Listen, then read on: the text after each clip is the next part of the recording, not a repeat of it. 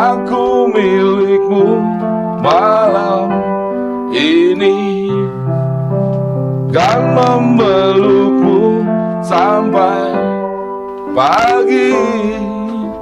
Tapi nanti bila ku pergi, tunggu aku di sini.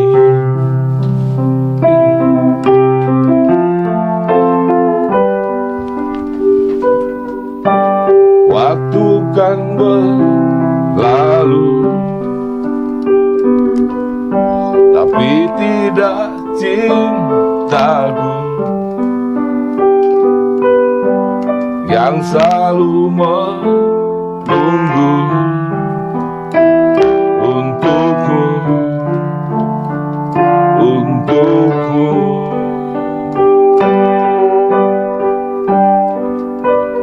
Aku milikmu malam ini, kan memelukmu sampai pagi. Tapi nanti bila ku pergi, tunggu aku di sini. Tunggu aku di sini. Tunggu aku di sini.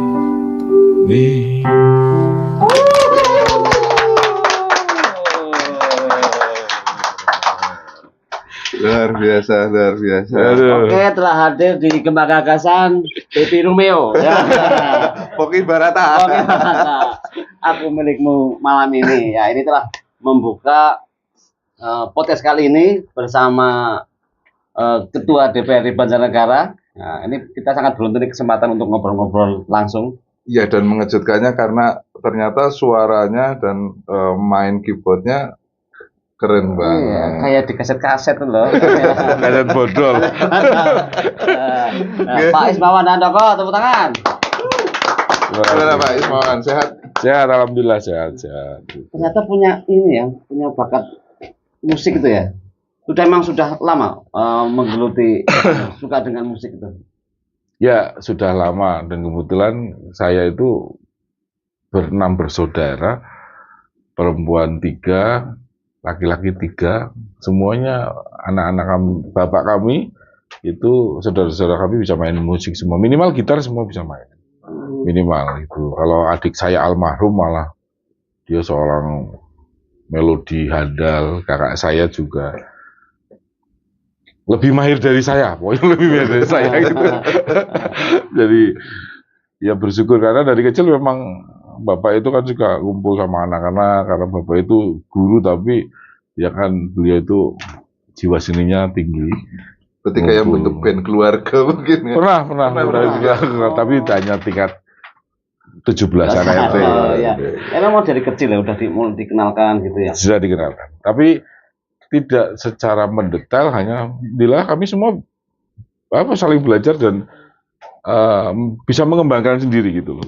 Kalau dulu nggak ada YouTube ya pasti ada buku kunci gitu. A minor itu seperti apa, C itu seperti apa, yang benar seperti apa gitu. Kalau sekarang kan sudah YouTube selesai gitu. Tapi orang tua memang juga musisi.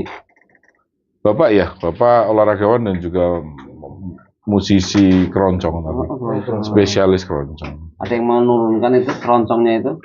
Apa sih? Nah, dilalah nggak ada itu.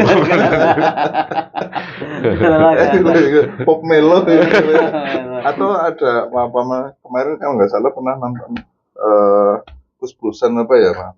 Iya, sering kadang-kadang main good plus gitu, tapi nonton atau ya 1-2 lagu kadang ikut juga gitu. Kalau yang sering apa Mas Wan? Yang lebih cenderung bukan keroncongnya mungkin apa aliran apa mungkin?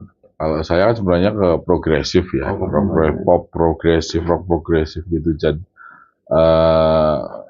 kebetulan memang kemarin-kemarin ini sempat bikin band namanya Ihan Band gitu, dan sempat beberapa manggung termasuk di hari jadi Banjarnegara juga sempat dikasih kesempatan Ya genrenya memang kami mencoba membawakan lagu-lagunya Iwan Fals. Karena yang seumuran dengan kita dan orang kayaknya nggak asing banget lah gitu loh, bisa have fun nyanyi bareng-bareng. Dan juga ada pesan-pesan sosial biasanya ya. Iwan Fals itu makna dari lirik-liriknya juga kuat. Overlapping.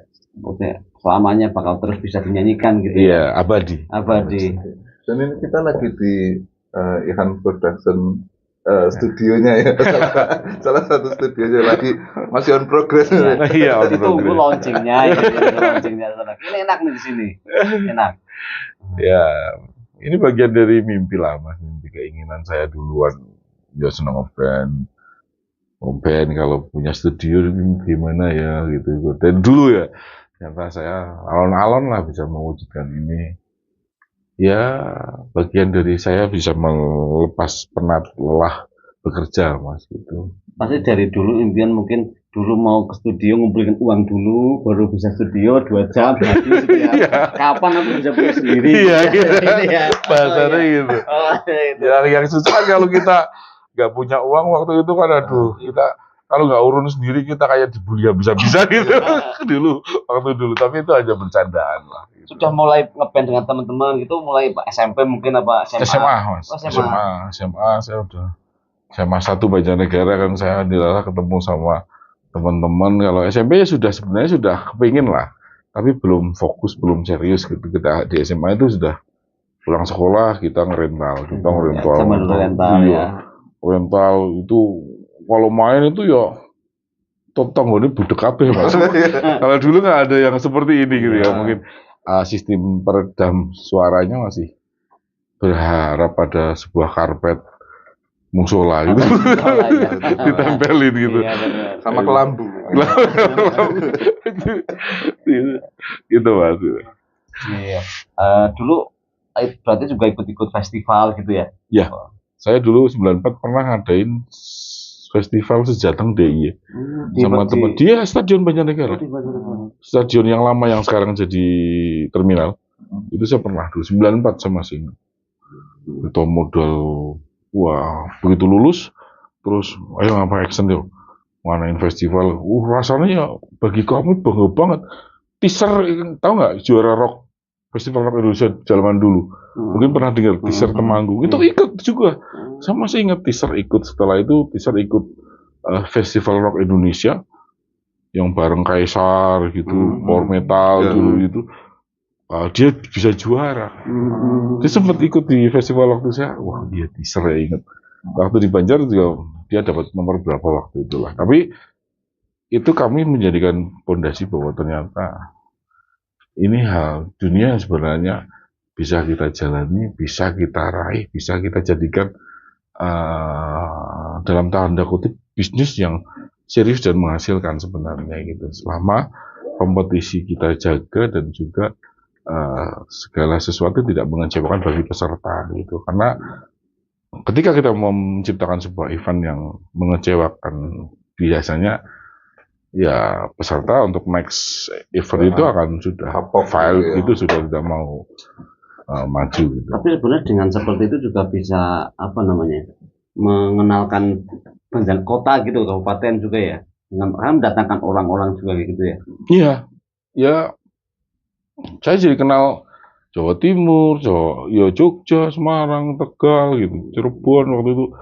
Zaman segitu kan ya tidak enak sekarang ya Mas, transportasi apa segala macam gitu. Ya banyak yang dari mana motoran, band-band motoran, apa ya masuk angin kan Banjar gitu. Padahal kan memang ya euforia saat itu kan memang apa ya Mas, bahasanya zaman segitu wong bawa gitar itu rasanya keren ya, musisi rasanya gitu, keren gitu. Ya itu kenyataan yang ada dan memang di mindset ya maaf kata cewek-cewek itu juga pada seneng kalau lihat cowoknya main gitu. Ya itu zaman-zaman segitu lah, zaman-zaman segitu. Sekarang masih kali ya. Tapi mungkin nggak sih kalau misalnya sekarang ini ketika kita mau bikin acara-acara seperti itu, bikin event di Banjarnegara mungkin musik-musik itu Masih digemari nggak sih kira-kira? Masih Mas. Sebenarnya kita masih kurang ruang lah. Jadi saya kan kemudian juga ya masuk dalam Banjarnegara Rock Society. Teman-teman musik Banjarnegara kan masih sering jamming ke sini, ketemu saya, ngobrol gitu. Sebenarnya perlu memang di-push lah. Saya sebenarnya sudah melakukan banyak hal, cuma memang ya belum begitu ngefek banget. Maka memang saya dalam waktu dekat mau fokus banget di entertain, Mas. Khususnya di Agustin ini saya sudah ya mau malah jadi cerita aku nih. Nggak apa-apa nih. Perlu di bocoran-bocoran sedikit lah. Saya sudah memiliki rigging panggung dengan spek-spek yang besar yang memang bisa untuk artis, untuk event nasional.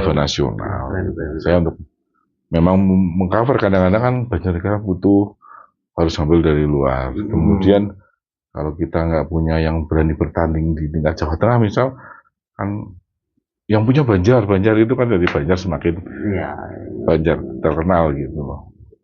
Kalau studio ini ke depannya rencananya untuk rentalan biasa atau gimana? Ya, kan ada beberapa studio nih kalau tadi lihat dari belakang tuh.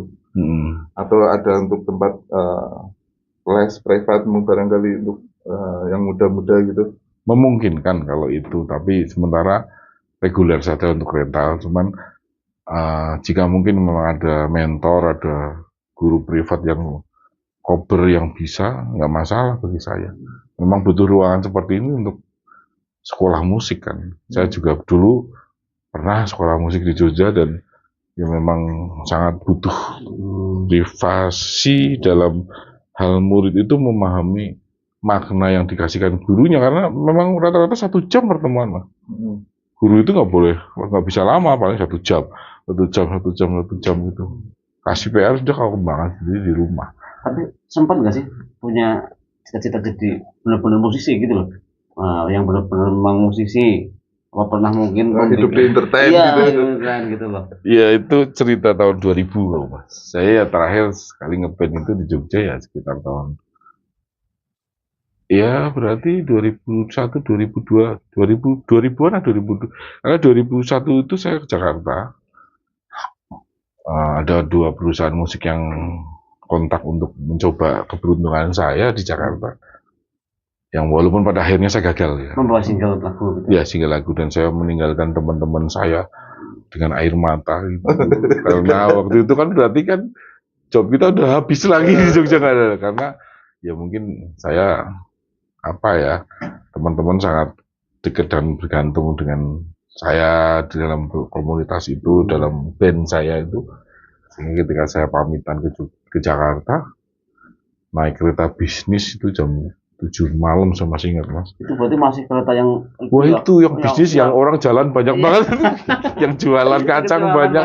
Aduh, ya masih ingat itu, saya ditemani teman saya, Sam sama Martin waktu itu pulang Jakarta, terus sama satu lagi teman. Saya ke Jakarta, ya disitulah saya mengerti semua tak semudah yang dikira dan dibayangkan. Sampai saya benar-benar merasakan it's over gitu. Tahun berapa itu yang saya tahun setelah Laris Manis selesai pokoknya. Saya waktu itu sempat ketemu sama Pak Joni Lontong, bapaknya Cak Lontong. Oh iya. Ya orangnya plek jeblek seperti itu, plek suaranya tingginya dan sebagainya. Nah itulah yang ngajarin saya soal entertain Jakarta. Jakarta ini ceritanya. Yang tadi duit gini. Makanya saya banyak belajar sama beliau. Kemudian dia rumahnya sampingan sama om saya di Cimanggis waktu itu. Jadi saya banyak berdiskusi, diajarin sama beliau. Oh no ya om. Ya bagi yang modal nekat, maka sebenarnya cerita seperti saya ini pasti sering terjadi toh. Pastilah, tidak hanya saya sendiri. Nah, jadi memang butuh yang namanya sebuah pertimbangan dan hal-hal yang ternyata di sana sini ya sama lah. Ada tanda kutip something lah yang tidak ada. Tapi kalau ngomong-ngomong, kalau misalkan tadi lepas gitu kayaknya nggak bisa. Buktinya ini bikin studio, terus masih main musik juga. Artinya tidak benar-benar Untuk melepaskan profesional. semuanya itu nggak mungkin karena memang sudah mengakar ya Iya, musik udah ini. merasuk. Merasuk. Kena nadi Nadi-nadinya. setiap nafas adalah nada.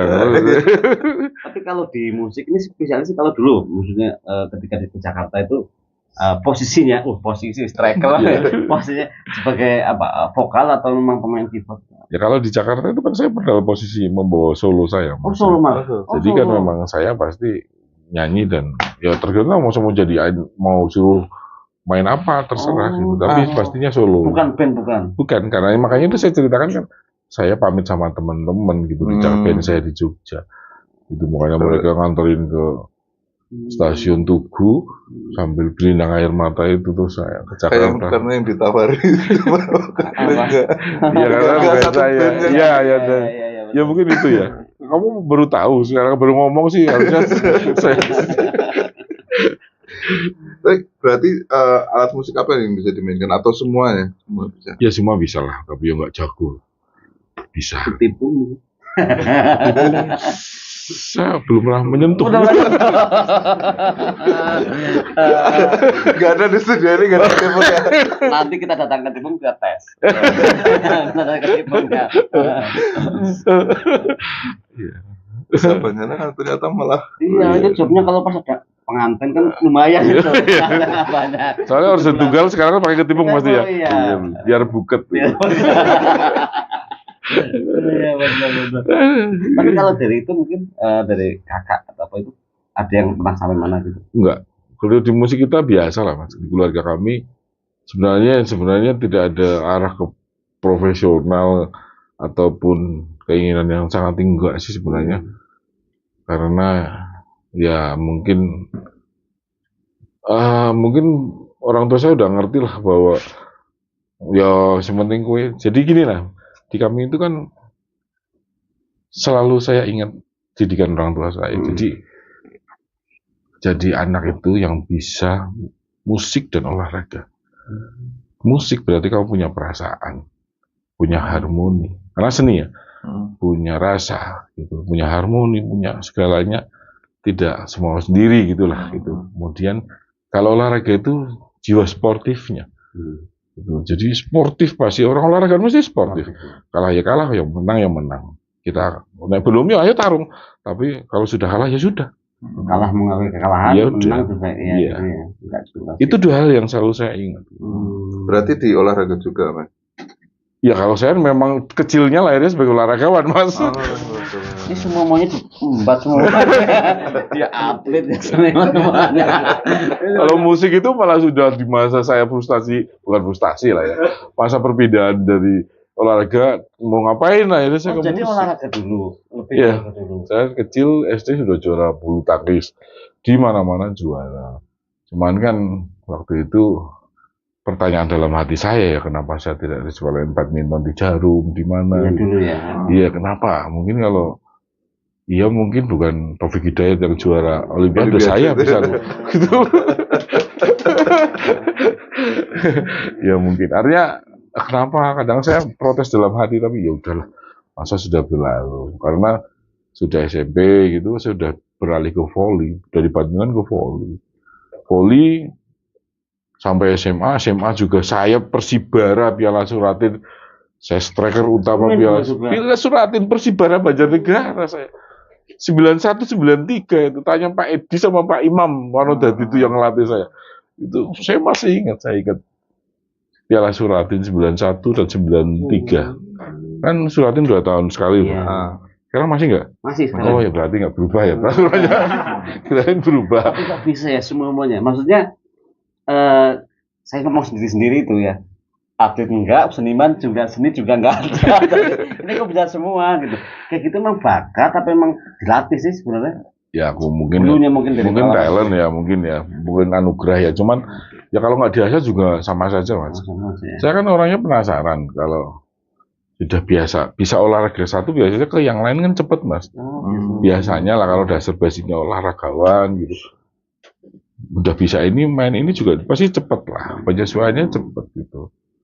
Cuman saya fisiknya juga mumpuni akhirnya ya. Ya dulu saya kalau lagi itu ya jam 12 siang mah lari pasti. Lari kalau lihat undak-undakan itu tangga yang panjang itu kayak di dermaga Banjar itu, dermaga Berican, lari turut naik turun naik gitu ya kayak binaraga kelas bulu terbang. Sekarang masih ini untuk aktivitas olahraganya juga masih Ya rutin. masih, tapi Evan saja lah, guyon-guyon gitu. Tapi katanya info-infonya juara bernama ini.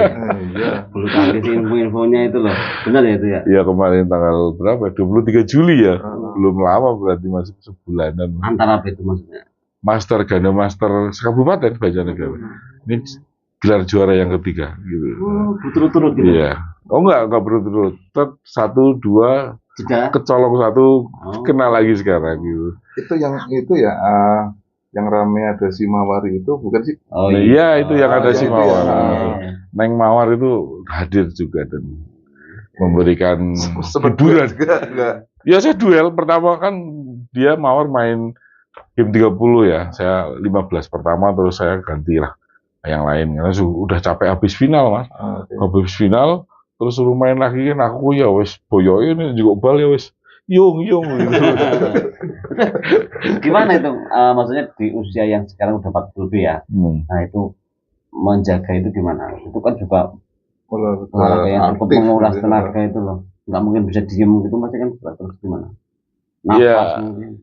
Ya memang harus persiapan mas. Tidak ada hasil yang bagus apalagi sekelas olahraga dan yang lain juga lah ya. Tapi kalau olahraga memang butuh persiapan. Dan saya sebenarnya bisa dibilang persiapan nggak begitu matang.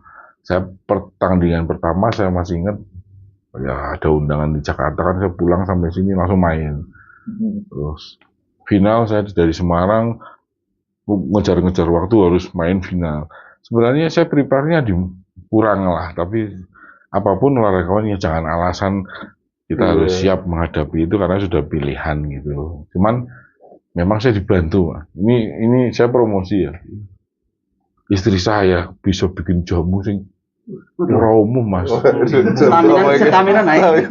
Itu benar-benar kalau saya nggak hidup ini jamu pakai telur Jawa kadang-kadang telur bebek, pakai racikan kunyit apa segala macam.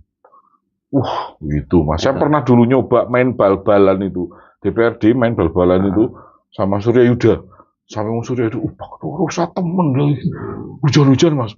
Itu hanya karena itu. Aku ya gumun. Beneran. Bisa coba deh. Pak Iwan Pamutar nanti tanya. Pak Iwan Pamutar nanti tanya.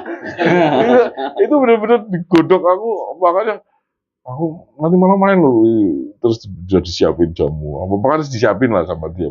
Telurnya berapa itu, Pak? Ya 2 lah. Kalau kamu diceplok aja. Malah enak. Lagi kecap lah enak. Saus di sana enak banget. Tapi kalau rutin tetap ya, maksudnya dalam mungkin seminggu sekali apa berapa? Itu dalam agenda. Tapi pelaksanaannya 2 bulan sekali, 3 bulan sekali gitu. Tapi ya, mungkin kan kesibukan lah ya, mungkin kan kesibukan banyak agenda, mungkin katanya dengan di DPRD juga banyak agenda, mungkin di partai juga ada agenda gitu. Akhirnya saya kalau kunjungan bawa raket Mas. Jadi kalau kunjungan itu saya kan nginep pertama besok main bulu tangkis gitu. Main bulu tangkis misal di Madiun, Cirebon, Bandung. Jadi teman saya itu teman dadakan di sana tapi kenal. Sehingga tapi komunikasi Pak besok saya kunjungan di mana Bandung di mana main ya besok siapa gitu akhirnya ketemu di lapangan gitu jadi banyak saudara gitu hanya karena begitu justru malah komunikasi kalau habis olahraga bareng itu malah komunikasi bisa lebih cair gitu ya lebih cair memang asik lah gitu si Madiun ketemu yang punya Natasha habis main nanti ke restoran saya Pak dijamu makan kan main gratis makan gratis itu tambah akeh Mas. Ya. Jadi memang ini ya yang menjadi menarik mungkin karena punya background seorang olahragawan kemudian juga musisi dan sekarang terjun di dunia politik. itu seperti apa? Mungkin apakah memang itu menjadi pendekatan yang lebih enak gitu ketika ketemu dengan konstituen, dengan masyarakat, dengan punya latar belakang itu menjadi mendorong atau malah sebaliknya atau seperti apa itu? Dulu-dulunya motivasinya ketika tertarik ke politik itu seperti apa? Aku secara pribadi, aku boleh jujur sebenarnya niatan itu sebenarnya tidak begitu besar sebenarnya, tapi saya menjadi simpatisan PD Perjuangan itu sudah sejak lama. Sudah sejak lama, sejak zaman Kuda Tuli, sejak sebelum itu saya sudah, karena mungkin bapak saya kan namanya Handoko. Saya juga Ismawan Handoko. Handoko itu kan banteng, Pak. Gitu loh. Cowok-cowok ini Handoko itu kan banteng. Gitu. Jadi mungkin karena nama itu sehingga takdir saya harus gitu kali ya. Tapi setelah itu saya memang setelah tahun berapa ya? Berarti 2006 saya pertama kali masuk menjadi pengurus tingkat desa, ketua ranting desa Belambangan. Itu pertama kali saya masuk menjadi pengurus partai dari bawah. Dari bawah ya. Dari desa terus naik. Ya mencoba pengalaman-pengalaman di berbagai tempat lah. Penugasan sudah saya lewati, baik dari DPD Jawa Tengah ataupun DPD partai juga sudah pernah dan sering saya jalankan gitu. Tapi ada ini nggak? Artinya tadi yang musisi itu akhirnya buat ngobrol dengan warga ketika masih jadi ranting itu di Belambangan itu seperti apa? Kalau alat paling enak sih memang gitar, Mas. Ketemu anak muda, dora iso gitar misal atau kurang rame ambilin gitarin dangdut, iso sedina sewengi, Mas. Tur gratis gitu loh. Jadi dewek. Bisa kampanye. Itu yang kadang-kadang membuat, Mas, ya misal saya bahkan nggak usah di desa saya lah. Misal saya lagi main ke Jakarta, ke tempat teman saya di Tangerang dulu ya. Bisa teman saya yang sudah di situ tahunan, lebih dari 5 tahun, nggak kenal sama orang-orang terbelah, begitu saya di situ, yang dicari, Mas Wawan, ini maning romas gitu, kesini lagi gitu, karena ya asik, bisa gitar, nyanyi bareng gitu loh. Ternyata ya apa ya?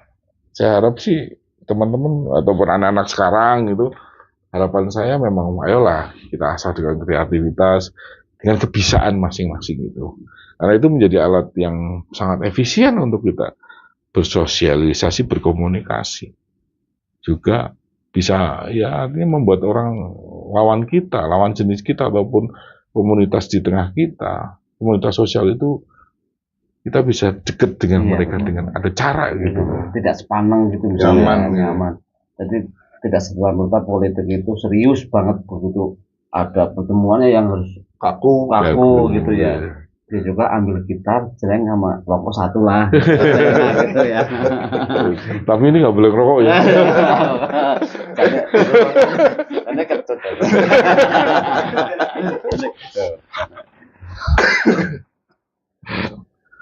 Nah, akhirnya menjadi ketua DPRD Banjarnegara. Apa nih yang belum selama menjadi ketua DPRD Banjarnegara, upaya apa yang dilakukan, terus apa yang belum tercapai, Mas?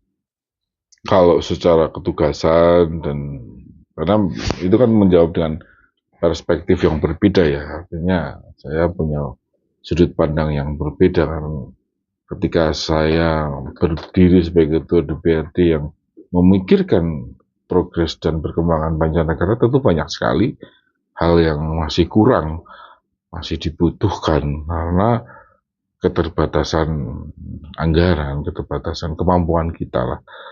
PAD kita juga belum bisa maksimal sekali, sementara dana transfer yang sekarang sudah menjadi terikat segala macam itu kan kadang membatasi kemampuan kita untuk belanja gitu. Namun semua itu ya harus kita pahami karena ini kepentingan-kepentingan yang sudah dipikirkan oleh negara.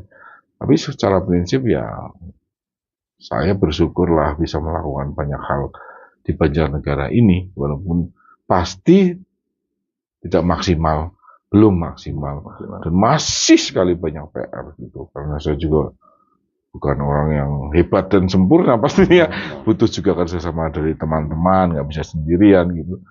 Ya semoga ke depan siapapun pemimpin, siapapun yang diamanahi untuk menjadi pimpinan-pimpinan baik di DPR maupun eksekutif, jadi bupati dan sebagainya, ya, bisa menjalankan tugasnya dengan sebaik-baiknya gitu. Oke, nah ini kan lepas banget nih bahwa Mas Ismawan ini kan pelaku ya, bagi dulu karena dulu sebagai suka main band, suka main musik. Jadi kan kita kemarin beberapa kali ngobrol sama Genzi nih ya. Genzi itu apa sih permintaan untuk Banjarnegara ini apa sih? Event. Sepi banget Banjar. Gitu. Nah ini kan sebenarnya selaras. Artinya Mas Ismawan ini kan sekarang di DPRD, kemudian juga pelaku juga. Mungkin itu bisa gayung bersambut gitu loh nanti ketika permintaan atau harapan dari teman-teman Genzi itu ketika mau pengen lihat apa nggak perlu keluar kota gitu, bahwa di Banjarnegara juga ada, dan itu juga kan bisa mengenalkan Banjarnegara, nama Banjarnegara. Nah, mungkin itu bisa nggak mungkin ke depan bisa terrealisasi katanya event-event musik atau mungkin apa gitu. Ya saya berharap ya Mas, sebenarnya sudah meng-create sebuah agenda. Setelah ini saya siap semua, ini jalan studio terus leasing segala macam, iya yang supporting di entertain lah. Saya ada beberapa usaha yang ingin saya lakukan. Saya sebenarnya sudah ada agenda-agenda yang nanti akan rutin lah, akan rutin. Saya udah ngobrol sama teman-teman musik, teman-teman musisi Banjar. Ya walaupun belum dari semua genre ya, karena saya masih bicara soal anak muda, musik-musik yang anak band gitu loh, segala macam, belum sampai ke tari, belum sampai ke apa gitu.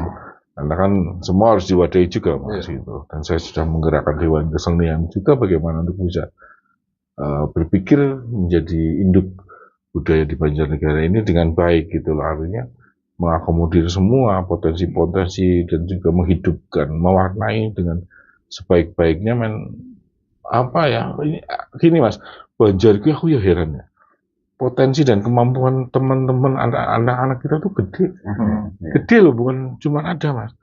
Aku bilang gede gitu, ada aku pun, kok bisa ya main gitar gitu, apa itu karena zaman gitu loh, gitu. Karena semua sekarang kan di YouTube kan bisa diajarin pelan-pelan, misalnya melodi jarinya harus gitu. Walaupun terkesan instan sekarang ya, lebih kalau musisi dulu kan abadi banget Mas. Jenengan kan mungkin lah ini tahun 70-an Pak, 80-an. Ini 70-an. 80-an. Aku ngomong 90-an udah 80-an. Jadi dulu kan kalau lagi garap lagu, andalannya kan kaset sama ballpoint kan. Nah wes terus nyetel tek ref, terus pitani ngudul bundet kayak wow, ballpoint diutak diputer gitu. Itu saya ingat banget. Maka rata-rata teman-teman zaman dulu itu pemain musisi dulu itu skillnya benar-benar apa ya? Aku bilang kuat karena prosesnya berat gitu loh. Dan berkarakter masing-masing. Berkarakter gitu. Jadi berat banget waktu itu proses. Orang duwe kaset bingung, orang duwe duit biasa. Mas duwe kaset. Alhamdulillah kadang-kadang orang asing duwe atau kaset itu jarang gitu kan. Dulu masih ingat saya kan kalau misal GNR atau Metallica keluarin album, setahun kan baru sampai Indonesia. Kaset itu baru sampai Indonesia. Padahal dia sudah live di Tokyo gitu loh. Kaset itu baru dari sini gitu. Kaset yang ini dulu di toko sukses kalau kalau masih ingat ada lagi gitu. Yang di covernya itu ada liriknya. Iya, ada thanks to sama gitu kan, itu indah banget sebenarnya. Kalau nggak ada liriknya berarti bacakan. Iya, tapi itu andalan saya Mas. Jadi kalau saya dulu kesukses kan pesen lagu. Rekam itu loh, pakai yang C60 apa C90 kasetnya BASF gitu loh. Kan kalau yang 90 muat 18 lagu, kalau yang C60 cuma 12 lagu, 10 lagu. Terus saya milih Jadi kita bikin album direkamin. kompilasi Iya, sendiri gitu. direkamin. Jadi saya belinya kaset rekaman lah. Karena kalau kaset original kan di rewind gitu eman-eman. Kalau saya beli baru pasti saya rekam. Jadi ada tape dulu kan 2 gini. Sini setel, sini rekam. Iya, Jadi yang ini di setel, ini buat direkam. Jadi yang buat dihajar yang rekaman ini, yang buat wah di riff mau apa ya rusak apa udah hasil iki lah. Itu kami semua ngalamin itu. Susahnya minta ampun. Gitu loh, burung nanti aduh hete wis ora genah iki. Tipnya jarak cari alkohol di sikit-sikit. Ini benar-benar memoris banget gitu. Iya, dikenang banget oleh musisi-musisi dulu gitu loh. Betapa itu satu sing bisa diceritakan sekarang. Pernah kejadian pitanya rusak terus dilem gitu. Bahkan aku pernah lem pakai upah, Pak. Pakai upah itu segera itu nasi itu loh. Pakai nasi, yuk keraket ki Mas. Saya masih ingat itu. Ya gimana ya, mesti kehilangan 2-3 nada apa-apa lah seperti karena harus dipotong. Kalau sudah keriting itu kita stres itu, waduh.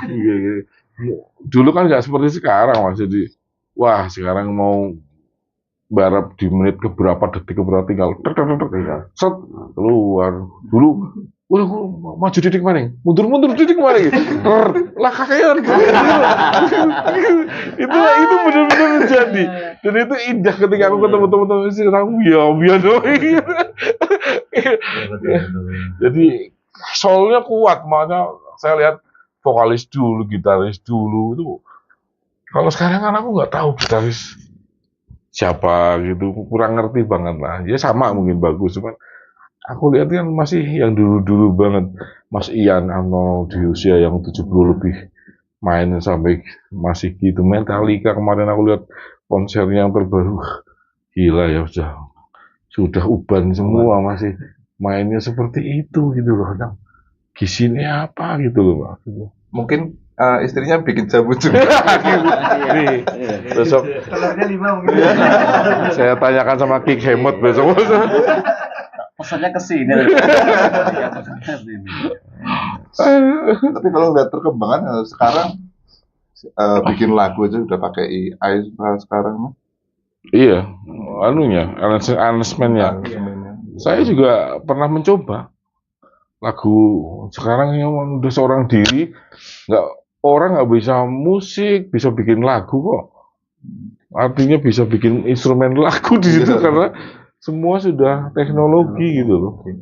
Drumnya mau dibikin kayak apa, pianonya bikin apa, gitarnya bikin apa. Gimana coba kayak gitu? Walaupun feel-nya nggak bisa kayak pas. Aku wong iku gitu. tanggap les modern. Iya. Wes ngomong-ngomong. Tanggap les mau nyetel plek. Lip sync kan. Iya. Perkembangan tidak bisa ditolak, Mas. Pasti. Tapi ada positif negatifnya tetap kan. Iya, pasti.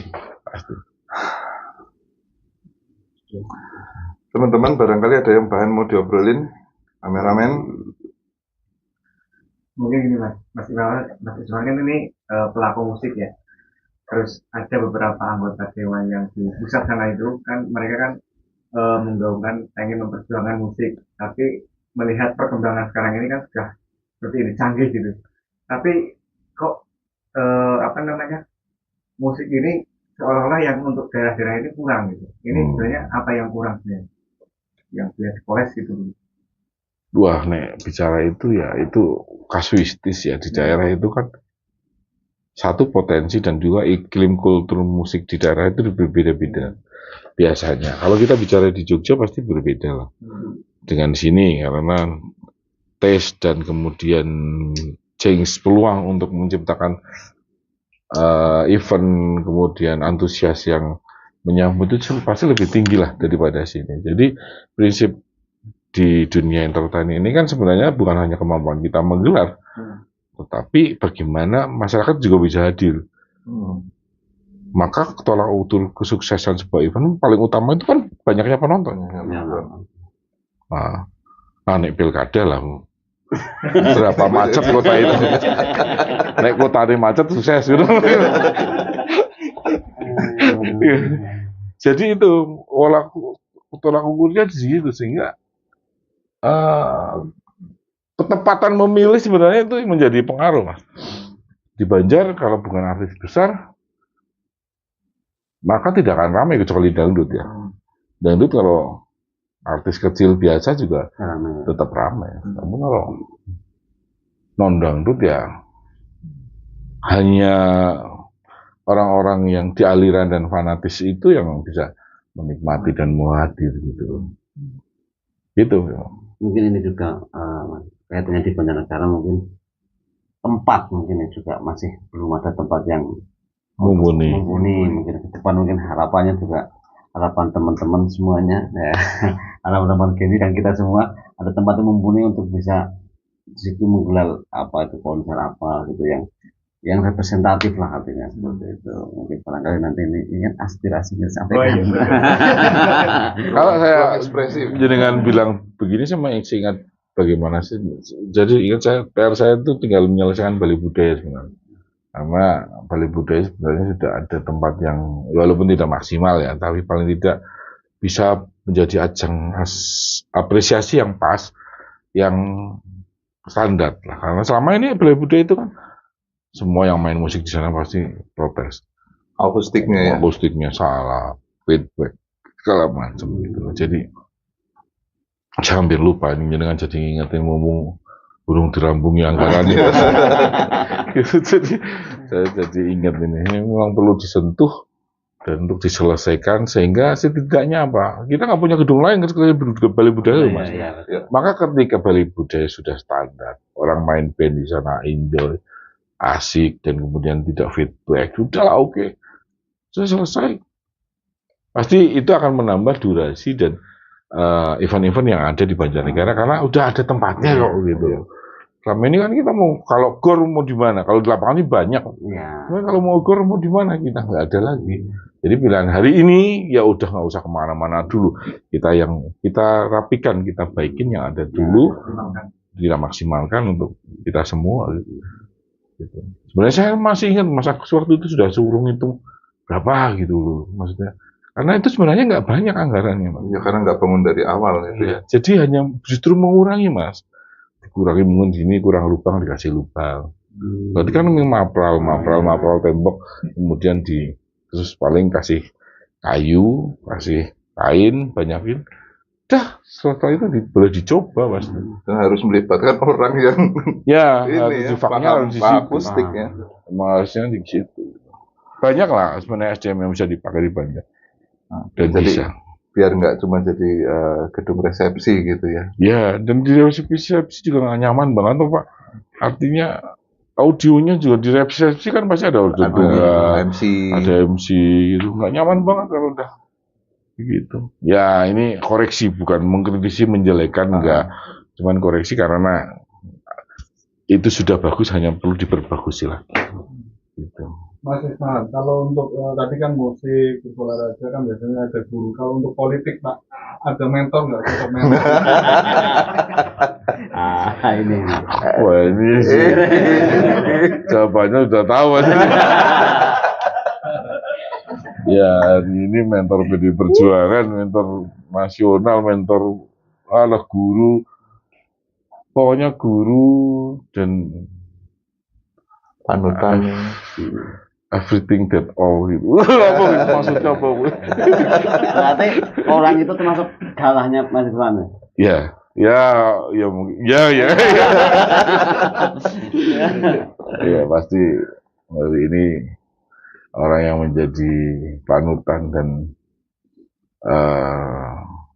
teladan buat saya yang mengajarin saya berpartai secara benar, berdiri dan berada dalam koridor dan garis aturan yang sudah ditetapkan ya Komandan Bambang Pacul yang lagi Bambang Wuryanto. Katanya fansnya juga ya. Jadi semua fansnya. Ini semua Korea. Korea masih nyasarnya Cina Daratan. Cuman yang sana utara yang selatan. Ini ada ada Korea Selatan dan Korea Utara. Ini Korea Selatan. Tapi banyak yang ngikuti loh. Iya. Dan pengen melenting semua sebenarnya. Melenting. Lagi nyari galah belum dapat. Melenting udah melenting loh. Melenting malah repot. Gatel. Ya mungkin barangkali karena itu menjadi gurunya mahasiswa, barangkali suatu saat bisa datang ke Banjarnegara, mungkin nanti bisa memberi pelajaran buat Korea-Korea yang di Banjarnegara.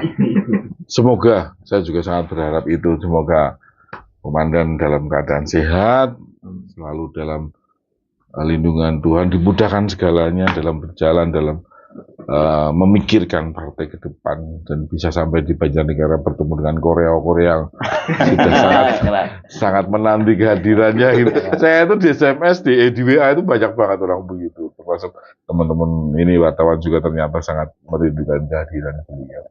Ya berdoa dan berharaplah bisa hadir di Banjarnegara. Kalau di mata Pak Mas Isman seperti apa sih sosok dan Agel ini? Saya nggak bisa ngomong apa, sudah nggak ada lagi kata-kata yang pantas untuk disampaikan. Artinya bingung saya mau harus ngomong apa, karena ketika saya cerita di sini panjang lebar ya tidak etis lah ya. Tapi intinya gimana sih prinsip ngayomi, ngayani itu benar-benar bisa beliau miliki dan beliau praktekkan pada kami semua. Gitu. Menyayangi anak buahnya, melindungi, menolong apa semua apa ya everything that all tadi gitu. Well, ya saya berharap banyak kader dan pemimpin partai seperti beliau lah itu nantinya luar biasa. Ya kadang pasti ada air mata, ada apa di partai lah ya, ada kesedihan. Ya udahlah, nggak mau cerita itu Mas. Nggak bisa ngomong. Kasihan kadang-kadang saya. Mungkin bisa digambarkan sekeras apa gemblengan beliau terhadap kader itu? Ya, memang keras dalam aturan, disiplin komunikasi, disiplin waktu apa segala macam. Jadi memang beliau mengajarkan bagaimana kita memiliki karakter, kapasitas, kompetensi. 3K itu punya disiplin, memahami 7 fungsi partai. Segala macam hal yang bisa membranding diri untuk bangsa ini. Ya, jadi bukan buat diri sendiri semuanya gitu. Tapi bagaimana menggarisbawahi kalimat emas Bung Karno pada dedication of life-nya, bahwa kebahagiaanku ialah mengabdi kepada Tuhan, kepada tanah air dan kepada bangsa. Ini yang tidak gampang gitu. Orang memiliki pemahaman itu secara nyata, karena kan orang rata-rata mikirin ngawake dhewe Mas. Iya kan? Itu begitu sampai puncak, sampai kehidupannya dan sebagainya, tidak berpikir kau dijadikan siapa. Kau itu besar karena siapa, karena apa. Gitu. Jadi perlu perenungan, kita di posisi apa, kemudian hari ini kita seperti apa. Jadi penuh perenungan, sehingga kita harus bagaimana gitu. Kis yang penting uang itu, karena orang sadar diri itu kadang-kadang susah. Mengukur diri sendiri juga susah, termasuk mengukur kemampuan diri sendiri. Gitu. Jadi hal tersulit ini memang perlu sekali kita memahami dengan keterbukaan jiwa. Jadi, maka kita mengerti maksud kita dijadikan, ditugasi oleh partai itu dan sebagainya, itu tujuannya untuk apa dan bagaimana. Dan harus tetap lurus gitu ya. Oh itu pasti. Prinsip kita, prinsip kami, terutama saya kan jangan pernah mengecewakan pimpinan-pimpinan partai kita di atas. Laksanakan tugas kalian dengan sebaik-baiknya. Nggak usah mikirin untung dan rugi.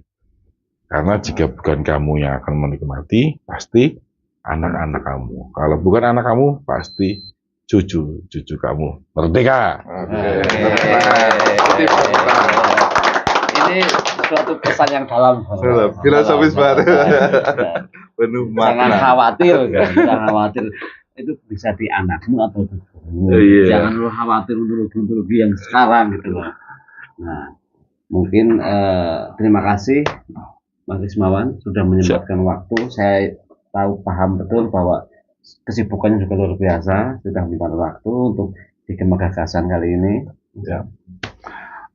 Juga barangkali sedikit nanti untuk closing statement harapan untuk Banjarnegara ke depannya seperti apa, seperti itu.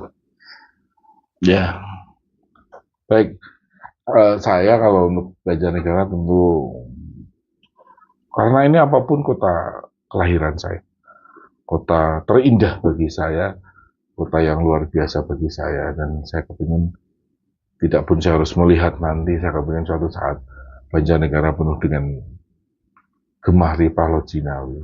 Maka anak-anak muda yang sekarang menjadi harapan bangsa, karena apapun masa depan kita tergantung pada anak-anak muda nanti. Masa depan kita tergantung pada generasi penerus kita, anak cucu kita. Mari kita tanamkan jiwa-jiwa yang baik, yang nasionalis, kemudian kita bekali dengan diri yang menjadi generasi-generasi yang muda, yang siap menjadi apa dan ditempatkan di mana. Pahamkan dengan karakter, kapasitas, kompetensi yang baik. Karena kalau tiga hal ini menjadi modal dan dimiliki anak muda, dia siap menjadi apapun juga. Dan besar kemungkinan dia akan menjadi orang yang sukses, yang bisa menemukan jalan hidupnya. Ingat pepatah Jawa ya anak-anak muda, sapa sing temen bakal dinemu. Matur nuwun. Oke, terima kasih teman-teman semuanya. Demikian edisi Gemah Gagasan untuk kali ini. Sampai jumpa di edisi Gemah Gagasan selanjutnya. Bye. Bye. Tapi satu inilah mungkin ada satu bait lagi mungkin. Iyalah, betul. Bocoran mungkin ini mau pada joget masalahnya. Ora iso nek joget iki. Kuliah malah ketembungnya. Apa ya? Lagu apa ya?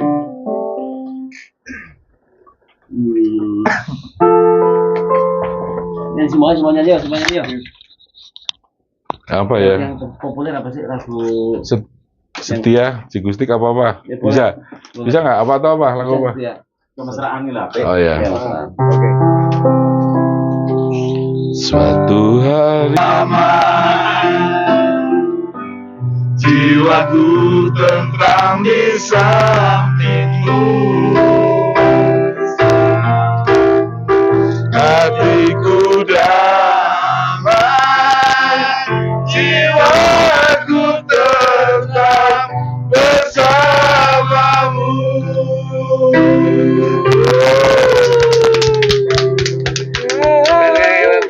Top.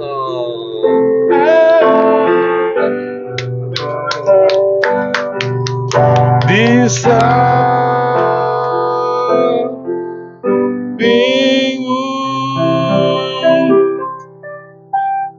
Udah,